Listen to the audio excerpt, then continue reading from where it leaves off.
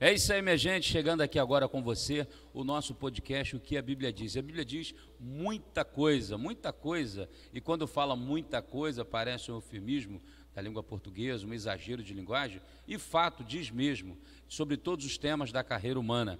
Tem muita gente que pensa que a Bíblia é um livro apenas religioso, mas na verdade ela tem os 4 pilares do conhecimento humano: o conhecimento empírico, o conhecimento filosófico, o conhecimento científico e o conhecimento teológico. Ela não se propõe a ser um livro científico, filosófico ou empírico. Contudo, ela tem essas partes que compõem o conhecimento humano. Hoje nós vamos falar sobre o cristão, a política e a polarização no Brasil. Vivemos um momento muito controverso e controvertido, onde as pessoas têm discutido, onde as pessoas têm se desentendido, onde muitos estão partindo para um lado ou para o outro. Sabemos, à luz da história, na Revolução Francesa, que o conceito de direita e esquerda surge lá. Não tem nada a ver com o cristianismo do primeiro século. Entretanto, vamos aqui tratar a fala de um pastor que outrora muito respeitado no segmento cristão ortodoxo, hoje até desligado da sua denominação. Ele então defende um pensamento totalmente estranho ao que entendemos como a fé bíblica reformada. Também temos uma professora que vai a público e chama os evangélicos de facção. E um candidato também que diz que não está sendo eleito para uma facção religiosa. Bom, entre esses tantos assuntos, nós vamos também receber aqui um candidato a deputado estadual, que vai também falar aqui conosco, vai ser um bate-papo muito legal. Eu sou o pastor Hilton Bezerra e esse é o nosso podcast de hoje, o que a Bíblia diz. Vamos lá.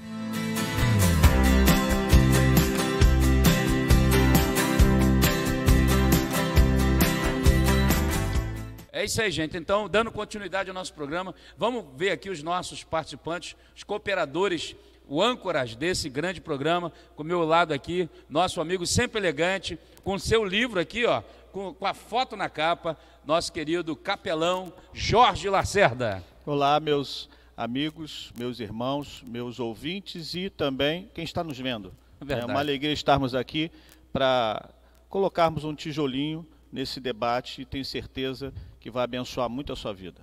É verdade. E também o nosso grande amigo aí, pesquisador, psicanalista clínico, nosso querido Guilherme Pamplona.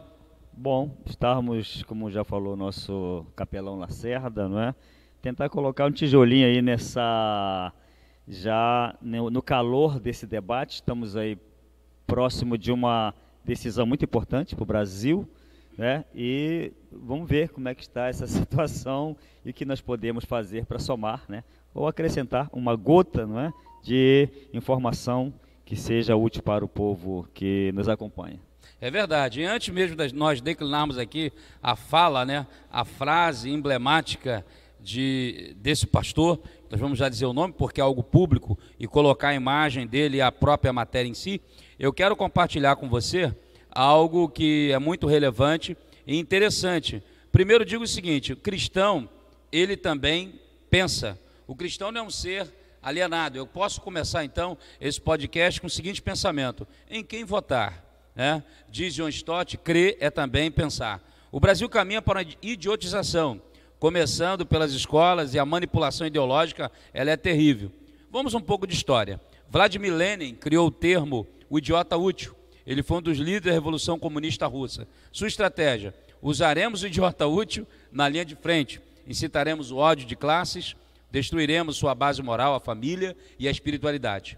Eles comerão as migalhas que caírem de nossas mesas. Pense comigo, se os brasileiros não estão sendo manipulados, não seja um idiota útil, que nesse sentido é inútil. E antes mesmo de apresentar a fala do tal pastor, e aí, meu querido capelão Jorge Lacerda, existem idiotas úteis para propósitos escusos, manipuladores aqui no nosso país, e principalmente cristão evangélico? Olha, eu queria dizer que isso está acabando. Amém. Porque até bem pouco tempo existia, porque o povo, lamentavelmente, estava sendo trazido no cabresto em termos educacionais, e aí não parava para pensar. Graças a Deus hoje nós pensamos. Eu queria dizer que o evangélico pensa.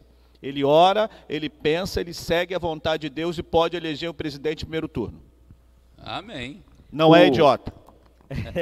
Ainda mais nessa fala de Lênin, é interessante que ali Lênin está construindo, está colocando em prática toda esse manifesto comunista de Marx, né? Então Lênin está aplicando, está, na verdade, agora operacionalizando. Então eles montaram uma estrutura muito extraordinária, porque inclusive ele precisava de pessoas para fazer a propaganda que viesse convencer o povo. E quem eram os idiotas úteis? Eram os professores, as pessoas que tinham influência na sociedade, mas não sabiam o que estava por trás daquilo. Então, por que idiota útil? Porque não sabe, na verdade, nem o que está defendendo. Está levantando uma bandeira sem conhecimento de causa. Então, eles chamam esse de idiota útil. Mas quando o senhor traz essa fala de Stott, também é uma coisa interessante, agora o senhor estava pensando aqui. Crer é também pensar. Eu diria o seguinte, crer é, sobretudo, pensar. Por quê? Porque o pensamento, a meditação, a informação, o entendimento está relacionado com o relacionamento direto com Deus. Deus não quer que nós sigamos a Ele, não é uma fé cega, é uma fé inteligente. Não é apenas sentimento, não é apenas sentimento, passa pela razão. Tem que passar pela razão, e só tem valor quando a gente racionaliza, sabe por quê está defendendo aquilo, por que eu sou cristão, o que é que eu faço aqui, qual o meu papel. Então, tudo isso passa pela racionalidade. Então, eu acredito que crer é, sobretudo, pensar. Eu estou colocando essa questão em quem votar, porque muitos jornalistas hoje no nosso país, vamos chamar a mídia tradicional, né? Não a mídia pós-moderna, que é a mídia sociais, não, mas esse jornal tradicional, eles estão dizendo que o pastor, ele determina, ele manda em quem votar. Cara, eu não conheço... Só se for o pastor dele, desse... porque... Eu não conheço uma igreja evangélica de gente tão bitolada, tão limitada e tão equivocada, como se fosse manipulada por um líder a ter que votar nesse ou naquele. Primeiro, que isso é inconstitucional. O ser humano ele tem que expressar a sua opinião. E segundo... É livre, né? É livre.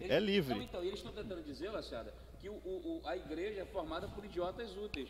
Ou seja, aqueles que vão ficar de linha de frente sendo manipulados pelo discurso, que chamam de ódio ou de amor. Isso, para mim, é a maior balela, a maior conversa fora. O que vocês pensam disso? O que vocês acham? Olha, até bem pouco tempo, a gente não pensava muito sobre isso. Alguns, com certa escolaridade, já influenciavam alguns membros da igreja. Só que agora tem mudado isso. Por quê? Antigamente, os candidatos, sejam quem for, iam para a igreja, e alguns pastores davam até um púlpito para esse pessoal falar. Esse foi o erro de muitos pastores. Muitos pastores. Então, na época de eleição, eles iam para a igreja, davam o púlpito e falavam, isso aqui é meu candidato. E aí, mesmo que se não influenciasse diretamente, o que acontecia? Pô, se o pastor está votando naquele candidato, eu também vou votar. Só que hoje nós estamos já raciocinando politicamente. Antes não. Antes a igreja pensava só sobre a questão espiritual. Separava o espiritual do político. E não há como nós separarmos, porque nós somos seres políticos. Deus não vai votar por nós. A questão espiritual é individual? É. Mas nós do Brasil, a maior parte do Brasil é cristão. Católicos, evangélicos, espíritas. E no cristianismo, a base do cristianismo é a Bíblia Sagrada, é a nossa regra de fé e prática. Hoje, a gente não aceita mais os candidatos virem à igreja, só em época de eleição, dizer que se converteu, né? Mas depois ir em qualquer lugar e falar a mesma coisa para ter o voto do crente. Hoje isso não é mais aceitável. Hoje a gente reflete, a gente pensa antes e a gente leva para a igreja quem quer buscar Deus e não quem quer buscar voto. Mas esse problema que a igreja está enfrentando hoje não é exatamente por ter demonizado lá atrás a política. E hoje nós estamos sofrendo com isso, para tentar desconstruir essa demonização. Verdade. Porque nós somos cristãos, mas nós somos cidadãos. E como cidadãos, nós participamos de todo e qualquer processo social. E precisamos ser respeitados. Sim. Antes nós éramos uma minoria. Era essa a questão. Hoje nós já estamos proporcionalmente mudando, nós estamos mudando esse jogo. E as pessoas não podem querer nos manipular, pelo contrário. Pelo contrário. Fé é uma coisa, dá a Deus o que é de Deus, a César o que é de César. Mas nós, como seres humanos, nós temos uma parte espiritual que buscamos a Deus, temos uma parte humana que é a política, que o nosso voto ele é muito precioso. Eu quero voltar aqui, e aí eu vou dar a fala aqui também para o pastor Guilherme pensar conosco. Eu falei no outro programa, e vou repetir, 2.500 anos atrás, na Grécia Antiga, os filósofos, eles definiram, né, no conceituaram quem era o político e quem era o idiota. Então, o político, para a filosofia grega, era aqueles que estavam na cidade, que iam para a polis, que lutavam, que trabalhavam, que lutavam para manter sua família, que estudavam, que estavam na polis, né, lutando para a subsistência. Então, na verdade, todo mundo trabalha para servir o outro. Então, hoje, o cara está correndo agora para pôr de gasolina, ele vai encher o tanque do outro, ou vai botar um pouquinho de gasolina. Como deu uma melhorada... Graças a Deus, porque teve uma influência política. Então, deu uma melhorada. Então, o outro está correndo não para botar gasolina, mas para dar aula. O outro está correndo não para dar aula, mas... Enfim, todo mundo está correndo para atender o outro. Enfim, esse seria o político. O idiota, na palavra ídio, é aquele ficar dentro de casa, pensando no seu umbigo, na sua necessidade, só na sua vidinha medíocre. Então, a ideia da filosofia grega sobre o político e o idiota é essa, que o político é aquele que se envolve na vida da sociedade, e o idiota fica trancado em si. Me parece, pastor Guilherme, que a caricatura dogmática de uma teologia totalmente fracassada é que trouxe essa visão, essa ideologia, e criou os idiotas que acabam, então, como o Lênin queria, se tornando úteis, porque acabam sendo manipulados. Então, hoje, como a igreja tem gente que pensa, tem gente que estuda, tem gente que produz, a igreja evangélica hoje é o extrato da sociedade, ela tem empresários, ela tem educadores, ela tem pensadores, ela tem todo tipo de gente, não é só os palhas sociais, enfim, então isso aí incomoda muita gente. Agora, para a gente entrar aqui na fala, eu queria que você pudesse acrescentar aí os nossos telespectadores, e quero aproveitar, curte aí, meu irmão, dá o like aí nesse nosso canal aí, para você estar conosco, aqui o que a Bíblia diz, e o que a Bíblia diz, ela diz muita coisa, inclusive hoje, sobre o cristão e a política, e a polarização, nós vamos entrar daqui a pouco. Fala aí. A igreja, o cristão, ele sempre incomodou, porque a proposta da igreja é uma proposta do pensar, é do resgate, é uma proposta que nós vamos tomar por base a reforma. O que é que a reforma resgata? Resgata novamente o pensamento, pensar, resgata o pensamento científico, resgata toda essa estrutura em que o homem depois se empolga, né, vem iluminismo, vem renascentismo ali, eles já acabam desviando. Mas a reforma protestante, ela vem resgatar isso. E o que nós estamos voltando para o marco zero, ou seja, estamos vivendo no mundo, acredito, uma ditadura do pensar, uma ditadura, você não pode falar nada fora daquilo que está sendo proposto praticamente a nível de mundo. E quem é que está falando, que está na contramão? A igreja. Porque a igreja, ela é libertadora, a mensagem bíblica, a mensagem de libertação, de transformação, né, de dignidade para o ser. Não é uma mensagem de cerceamento, de controle. Por isso que nenhum pastor controla seus membros, manda votar em A e B. Não tem, essa é a maior, fora da proposta. Não, essa é a maior fake news que está sendo dita hoje. E vou dizer mais, se você está numa igreja assim, sai dela que não é de Deus. Vamos lá então. Eu vou pedir então, depois dessa, que a produção coloque para nós, enche a tela aí com a imagem aí desse pastor. Isso é uma matéria pública, está em todos os sites, está aí nas mídias sociais. Foi publicado, e eu vou ler para você aí, olhe comigo na tela, você, meu telespectador, meu internauta. Pastor Ed René diz que é obrigação do cristão ser de esquerda. Obrigação? Obrigação. Que isso, né? Eu tô entendendo bem? Está entendendo. Ele está dizendo que é obrigação do cristão ser de esquerda. Quem quer falar? Começa aí. É uma coisa interessante, nessa entrevista, inclusive para a revista Veja, que é do grupo de esquerda, vamos dizer assim, é uma... Globalista esquerdista. Porque, para nós entendermos o que é que a gente está falando de direita e esquerda, estamos falando de pauta, entende? Então, quer dizer, hoje, como é que está o mundo? Aquele que está na esquerda, eles têm uma pauta, no mundo todo, liberação da droga, liberação das maconha, estão falando de liberação do aborto, vamos destruir a família tradicional, enfim, isso é uma pauta.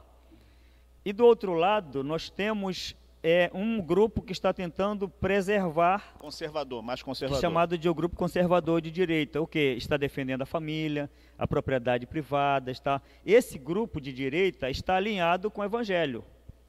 Não que o evangelho seja de direita ou de esquerda. Essa pauta é mais condizente com aquilo que nós pregamos, com a Bíblia.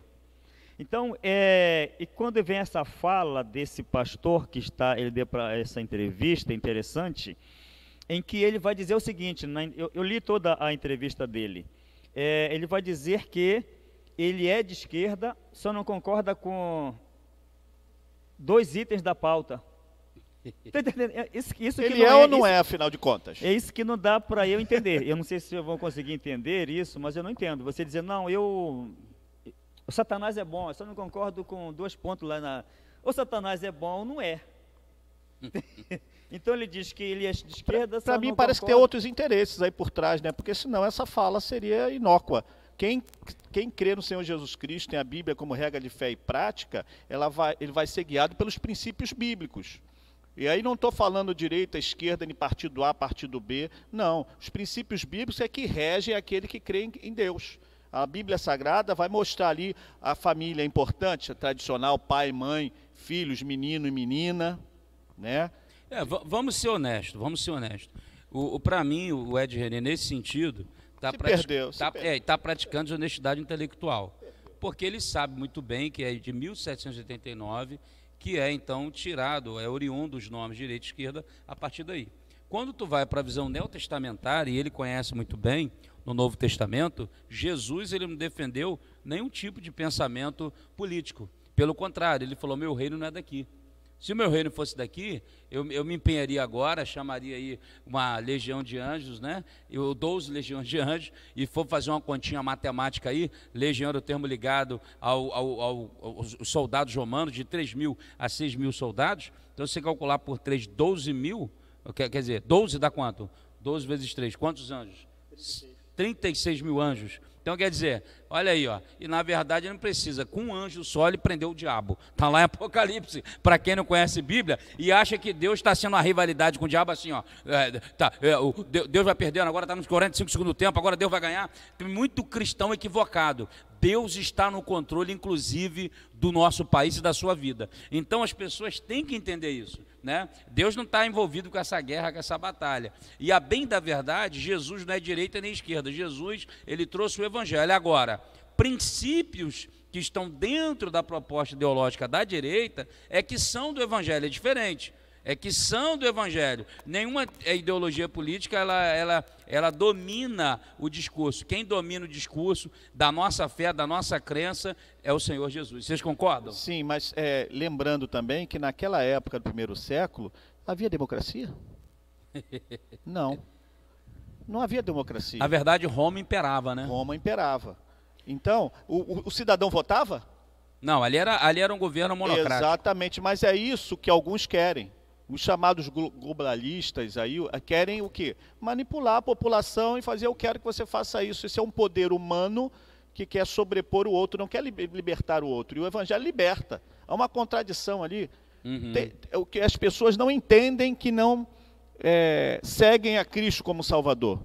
Porque ele liberta o ser humano em todos os aspectos. Liberta do pecado e liberta também, olha, intelectualmente. Ele passa a pensar. Então, mas o problema, penso eu, o seguinte, olha só, outrora a classe política ela vinha no público, e ainda que ela não o fizesse, eles falavam e defendiam pelo menos vamos dizer assim, os valores fundamentais, né? Ou eles falavam sobre, não vou dizer nem os valores, falavam sobre os valores fundamentais, não, as necessidades fundamentais do indivíduo, né? Saneamento, educação, saúde e tal. A pauta estava aí. Hoje não, a pauta mudou. Sim. A pauta agora é religiosa, dogmática, e aí chama de pauta de costumes. Irmão, olha só, o Brasil ele tem uma formação antropológica cultural. O Brasil ele foi colonizado dentro da sua antropologia. Os valores que estão imbuídos dentro do Brasil são os valores judaicos cristãos. Então, como que você vai dissociar um indivíduo do que ele crer? E aí, pastor? Vou dizer uma coisa, o indivíduo morre, mas não deixa de crer. É isso aí. O que nós estamos sofrendo hoje não é uma tentativa global de controle universal, mundial. E para esse controle que nós estamos hoje sentindo na pele, como igreja principalmente, não é algo que nasceu hoje, ele já vem sendo arquitetado de algum tempo, porque esse que já foi, acho que o maior partido de esquerda, ele declarado de esquerda no Brasil, é o PT, nasceu lá na década de 80. Quando eu fui estudar a história do PT, foi uma coisa muito bem estruturada. Eu não tinha noção de como a coisa foi muito bem estruturada. Quer dizer, eles usaram todos os funcionários ali em São Paulo, da área da... Os sindicatos ali, ABC Paulista. Os sindicatos, sim, isso. E aí eles usaram como pano de fundo e foram estruturando. Eles convidaram intelectuais, convidaram o pessoal da Igreja Católica, que também era de esquerda, convidaram os artistas... Não toda a igreja, né? Convidaram aquela turma que veio daqueles movimentos revolucionários, ou seja, eles montaram uma estrutura muito fora de série. Inclusive, aquilo que eu acreditava que era uma coisa boa, por exemplo, a missão integral. Agora tu pegou bem. Quando eu fui ler... Não, está dentro... Eu estava lendo a história do partido. Isso entrou dentro da teologia das igrejas. Eles já sabiam que a missão integral fazia parte da estrutura, e por isso que eles convidam aquele padre que é muito conhecido... Leonardo Boff. Montaram uma estrutura muito bem... Por isso que hoje o pessoal não entende isso, que se você não estudar, não ver como a coisa foi muito bem arquitetada, e o ex-presidente, ex-presidiário, ele na verdade foi utilizado apenas como um fantoche. Ele não é o cara, ele não é o cérebro do negócio. Ele não é igual ao Antônio Gramsci. Não é igual ao Gramsci. Que já teve a inteligência. Vamos pensar bem. O cara também não foi de bobeira. Se você pegar a biografia, por exemplo, eu fiz agora um trabalho acadêmico, normal e patológico. Nós teve um psicanalista, Walter Langer. Ele fez um tratado sobre a mente de Hitler, irmão. É mole? E ele chegou à conclusão seguinte, final. Hitler é um neurótico, psicótico, viciado em pornografia e comia 1 quilo de chocolate por dia. Ou seja, louco. Só que era um louco. Ele fala o seguinte, percebo que não foi Hitler que criou essa loucura alemã, mas foi a própria Alemanha e os alemãos que criaram a loucura Hitler. Resumindo, ele conseguiu influenciar. Então, esse camarada do nosso país, o analfabesta, ele conseguiu... Gostei desse analfabesta.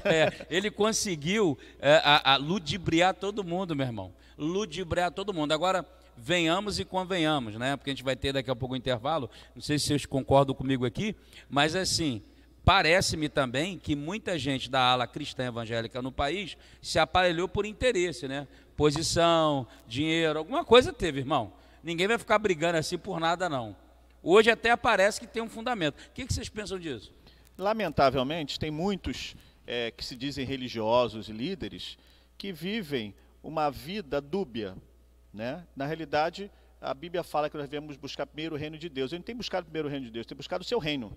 E o seu reino através da política. Esse é o grande problema. Esse é o grande problema. Porque aquele que busca o reino de Deus é submisso à vontade de Deus e tudo mais vem em segundo plano para ele. Quem coloca em primeiro plano qualquer outra coisa desse mundo, meu amigo, vira a Bíblia de cabeça para baixo. Isso que estão tentando incutir na cabeça de muitos que não pensam, não refletem, não estudam. Até mesmo estudo, né? É só dar uma cesta básica, vota em mim. Colonialismo. Anos aqui no Brasil. E muitos iam na igreja e faziam isso também. A pessoa não tinha estudo. Falava bem assim, ó, vamos votar então. Ó, pede, chora, dá picolé, dá obra. Olha, eu vou dizer uma coisa para você. Se na sua comunidade aparecer candidato agora, oferecendo areia, pedra, churrasco, cesta básica, dinheiro, você que é pobre, não tem nada, aceita, mas não vota nele que é um canalha. Pastor Guilherme Pamplona, então, eu quero te ouvir para a gente poder entrar rapidinho, para a gente entrar na segunda fala. A segunda fala aqui, rapidinho, porque nós vamos receber aqui um candidato já, e aí eu preciso entrar na segunda fala. Deixa eu pegar minha cola aqui de novo, que o HD tem hora que fala. Então vou deixar o pastor Guilherme falar, mas vamos lá, está aqui, ó, no antagonista, né? Aí o antagonista publicou o seguinte, fala do petista, né? Luiz Inácio Lula da Silva, ele falou, não sou candidato de uma facção religiosa, diz Lula. O petista deu declaração a ser questionado sobre o seu mau desempenho entre os eleitores evangélicos. Então, enche essa tela aí. Não sou candidato. Pode ler você que está com a gente acompanhando aí, ó. Fala do Luiz Inácio, não sou candidato de uma facção religiosa, diz Lula. Preste atenção, você que está assistindo agora aí. Eu não tenho nada contra Lula, nem contra ninguém. A gente está aqui, porque as pessoas estão tão malucas hoje, que você coloca a imagem, vai comentar, não pode nem falar. Isso é conversa fiada. Pode pensar, não pode falar, pode expressar. Então sai da política, Se não quer ser criticado, eu sou pastor, meu irmão. Tu acha que eu não sou criticado? Claro que eu sou, pô. Você já está me criticando agora aí? Fala aí, pastor Guilherme.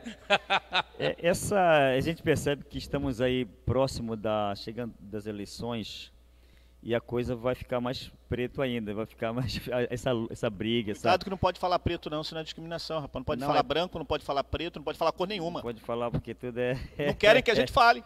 É que a gente fale. Então, percebe que eles começam a polarizar a coisa, fragmentar, tentando colocar o próprio crente contra o crente. Quer dizer, eles têm uma estratégia muito fantástica, essa turma, não é? Eles querem colocar a igreja contra a igreja, religioso contra religioso. Manipular. Então eles começam, porque polarizando, eles semeiam isso, mas eles são muito unidos. Por exemplo, todos os partidos de esquerda, eles estão unidos, eles se unem no mesmo propósito. Se uniram. É isso aí. Entende? Quer dizer, mas eles fazem o quê? O que é que eles semeiam no nosso arraial? A contenda.